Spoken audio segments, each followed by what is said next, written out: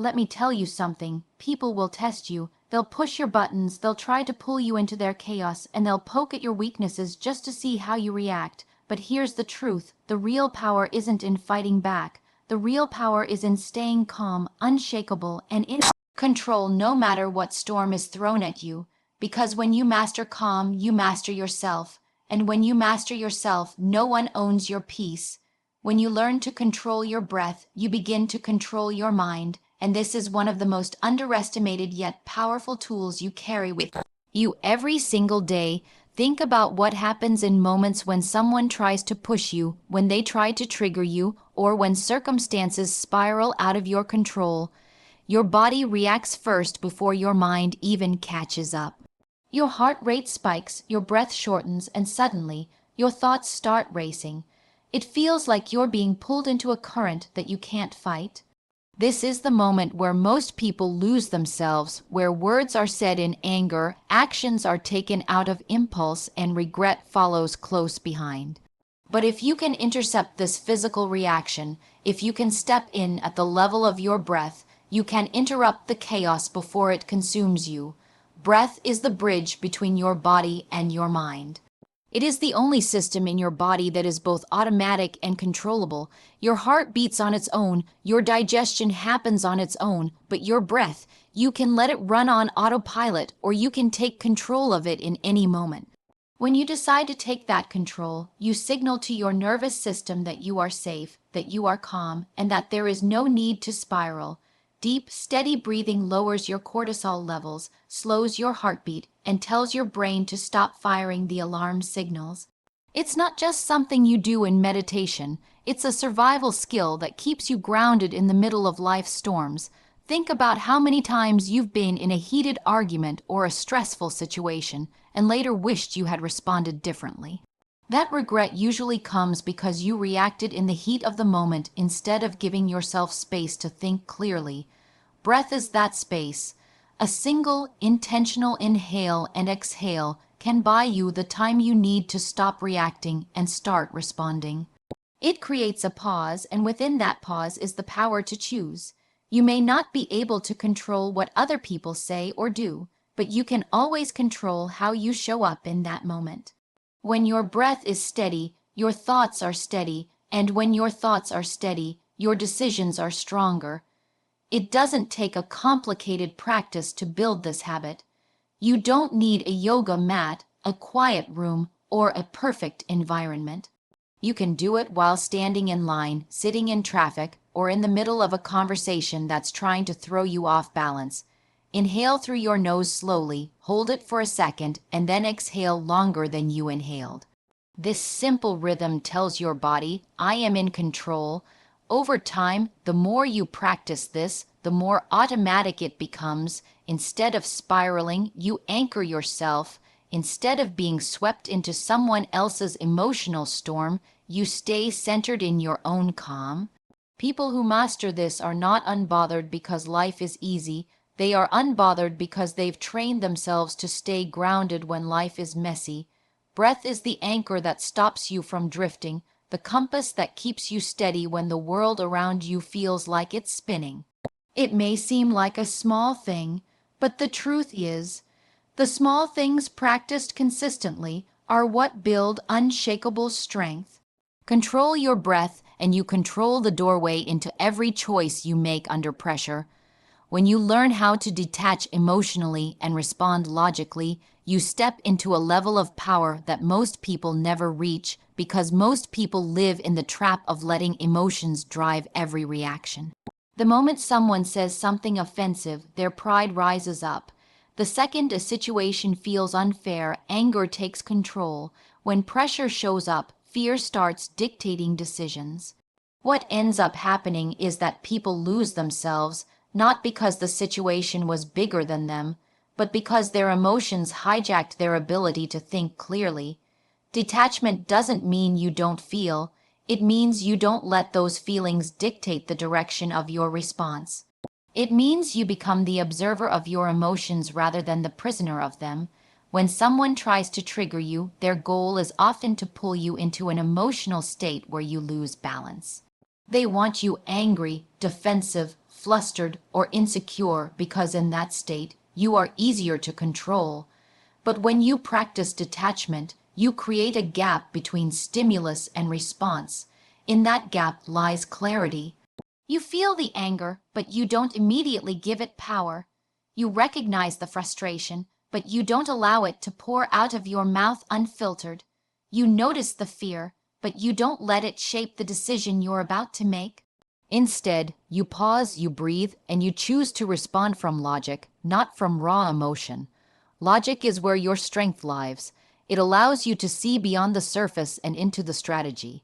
Imagine you are in a negotiation and someone is deliberately trying to rattle you. If you react emotionally, you may give away leverage or agree to terms that don't serve you.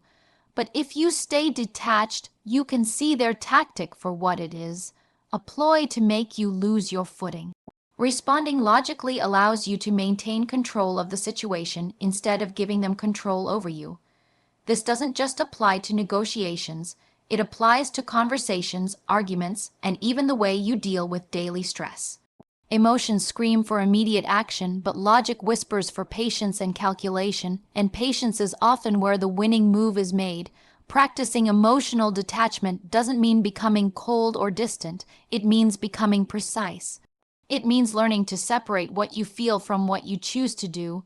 You can still acknowledge your feelings, but you don't have to let them drive the car. Think of emotions like passengers. They can sit in the back seat, they can even be loud, but they don't get to hold the wheel. When you reframe it this way, you begin to understand that emotions can inform you without controlling you. Anger can show you where a boundary was crossed, fear can highlight an area where you need to prepare, and frustration can reveal what you value. But in all cases, it is logic that decides how you act. The more you practice this, the more people will notice they can't shake you. They'll try to push, but instead of reacting, you'll respond with calm calculation. They'll throw negativity, but instead of fueling it, you'll redirect with clarity. And here's the beautiful part: when people realize they cannot trigger you emotionally, they stop trying. Your emotional detachment becomes a shield that not only protects you, but disarms others. You become the person in the room who doesn't fold under pressure, who doesn't get dragged into petty conflicts, and who makes decisions that are consistent, measured, and powerful. Detach emotionally, respond logically, and you'll always stay in command, no matter how hard someone tries to throw you off balance. Don't absorb their chaos, protect your energy, because the truth is, not everyone you meet is operating from a place of peace or clarity. Some people thrive on drama, some are consumed by negativity, and others are simply carrying so much of their own pain that they spill it out on anyone who gets close. If you allow yourself to absorb that energy, it begins to shape your own state of mind without you even realizing it. Suddenly, you feel anxious, drained, or irritated, not because of what you were experiencing, but because you allowed someone else's storm to become your weather. Protecting your energy means understanding that your inner state is valuable and not everyone deserves access to it. Chaos is contagious, but so is calm. When people come at you with their negativity, they're often looking for a host. They want someone to mirror back the anger, to feed the conflict, or to join them in their frustration. If you take the bait, you give them exactly what they were looking for. You become part of the chaos. But when you protect your energy, you refuse to be their outlet. You hold your ground, stay composed, and in doing so, you cut off their supply. What many don't realize is that chaos requires participation. Without you feeding it, it loses strength. Protecting your energy isn't about ignoring others or pretending problems don't exist. It's about refusing to let external noise dictate your internal world. You have to recognize that your energy is your responsibility. Just like you wouldn't hand over the keys to your home to a stranger, you shouldn't hand over control of your emotional state to someone who hasn't earned that trust. Protecting your energy means drawing invisible boundaries, deciding what you allow in and what you refuse to absorb. Sometimes it's as simple as walking away from conversations that are going nowhere. Sometimes it's choosing not to respond to someone who is clearly fishing for conflict. And sometimes it's learning to listen without internalizing, to hear someone's negativity but not let it take root inside you. This practice requires self-awareness. You have to know when your mood is shifting because of someone else's energy. Have you ever noticed how being around certain people instantly lifts you up, while being around others leaves you feeling heavy? That's the exchange of energy at work. Protecting yourself doesn't mean cutting everyone off, but it does mean being intentional about where you place your attention and emotional investment. If you're constantly drained after engaging with someone, you have to ask yourself whether they deserve that much access to your mind and emotions. The strongest people are not the ones who never encounter negativity. They are the ones who learn not to absorb it. They can stand in the middle of chaos without letting it take root inside them. They know that someone else's mood is not their responsibility to carry. They recognize that the loudest voices are not always the wisest, and that engaging with every ounce of negativity only drains what could be used to build, create, or focus. Protecting your energy allows you to stay clear, headed, focused, and strong even when surrounded by distractions and emotional noise. And here's the truth: when you refuse to absorb chaos, you shift the dynamic. Instead of being pulled into their storm, you pull others into your calm. You set the tone rather than being consumed by someone else's. People begin to see that you don't engage in unnecessary drama, that you don't let negativity rattle you, and that you maintain a sense of stability no matter what. That stability becomes magnetic. Protecting your energy doesn't just keep you grounded, it also teaches others where your boundaries are and shows them that you value your peace too much to hand it over.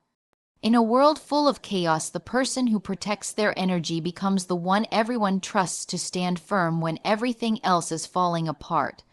Power is in silence, not reaction, and this is something that most people struggle to understand because the instinct to respond instantly is so deeply ingrained. When someone insults you, mocks you, or tries to provoke you, the natural reaction is to defend yourself, to prove them wrong, or to throw something back at them. But every time you react instantly, you hand them control.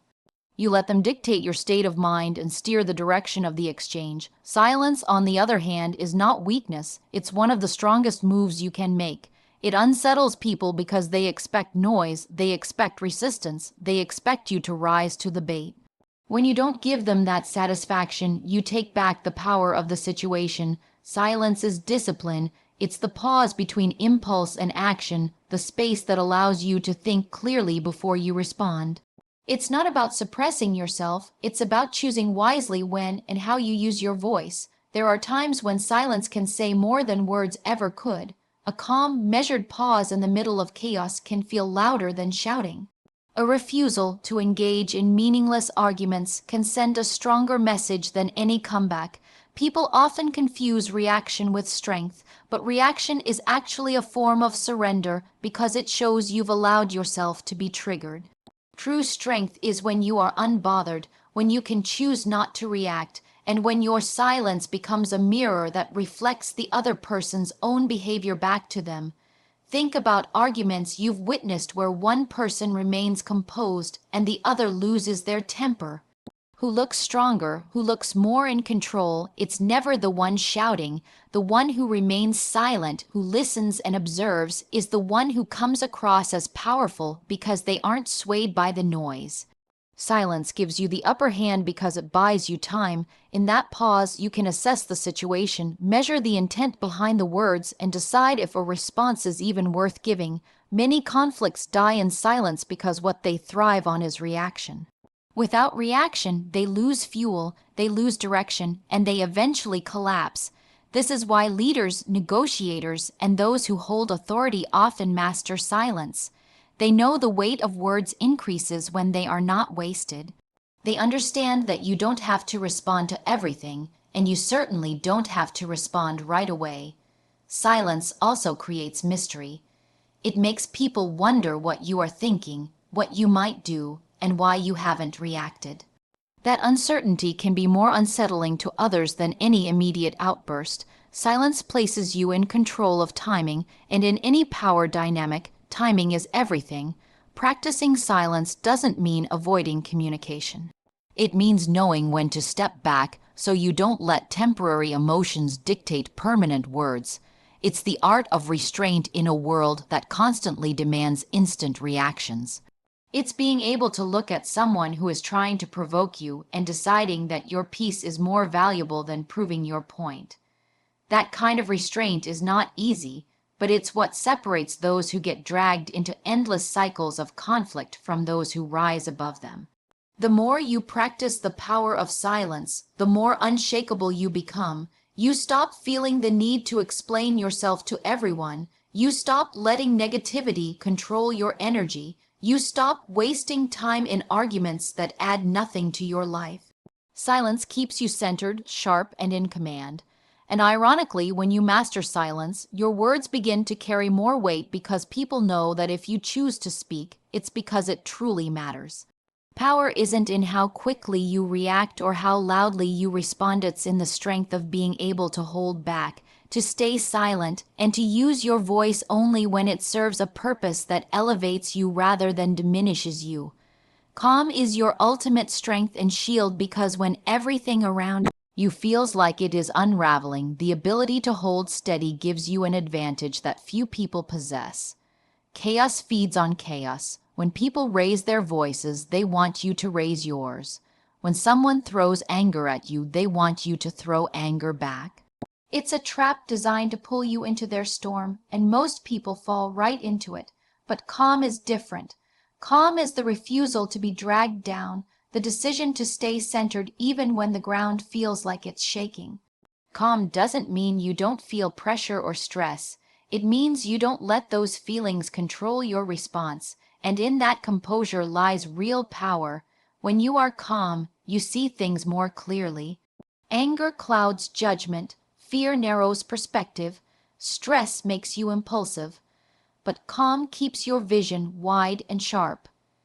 It allows you to notice details others miss and to make decisions that are measured rather than reactive. Think about emergency situations. The people who save lives are not the ones who panic. They are the ones who remain calm under pressure, who think logically and act with precision. That same principle applies to daily life. Whether it's an argument, a confrontation, or an unexpected setback, your calm becomes the anchor that prevents you from being swept away. Calm is also deeply disarming. People expect resistance. They expect defensiveness. They expect you to match their energy. But when you meet chaos with calm, it unsettles them. It makes them question their own behavior, and often it diffuses the situation without you needing to raise your voice or prove your point. Calm energy is contagious. Just as negativity spreads quickly, so does composure. Your presence can shift the entire tone of a room when you choose not to feed into the noise. This is why the person who can stay calm often ends up being the one others look to for stability and guidance. But staying calm is not passive. It is an active choice, one that requires discipline and self-control. It means learning how to regulate your emotions, how to breathe through your impulses, and how to recognize that you always have the power to decide how you show up. It means prioritizing your peace above your pride. Many people lose their calm because they want to prove they're right, they want to win the argument, or they want the last word. But what they don't realize is that in chasing those small wins, they lose the bigger one, the win of self-mastery. Calm is not about winning the moment, it's about winning yourself. Another truth about calm is that it protects your energy. Every time you explode in anger, you drain yourself. Every time you let stress consume you, you weaken your focus. Calm, on the other hand, conserves energy. It allows you to move through life with less friction, less wasted effort, and more clarity. Protecting that calm means setting boundaries, saying no when necessary, and refusing to let every challenge demand a piece of your peace. Calm is not about being unaffected. It's about being untouchable in the sense that nothing outside of you has the power to destroy your inner balance. The more you practice staying calm, the stronger your shield becomes. You start noticing that people cannot manipulate you the way they once did. They stop trying to provoke you because they know you won't give them the reaction they seek. You gain respect without demanding it because calmness communicates control and control communicates strength. And in the end, that is what true power looks like. Not being the loudest in the room, not being the quickest to react, but being the one who holds steady when everyone else loses themselves. Calm is the shield that protects your peace and the strength that keeps you untouchable in a world that constantly tries to shake you.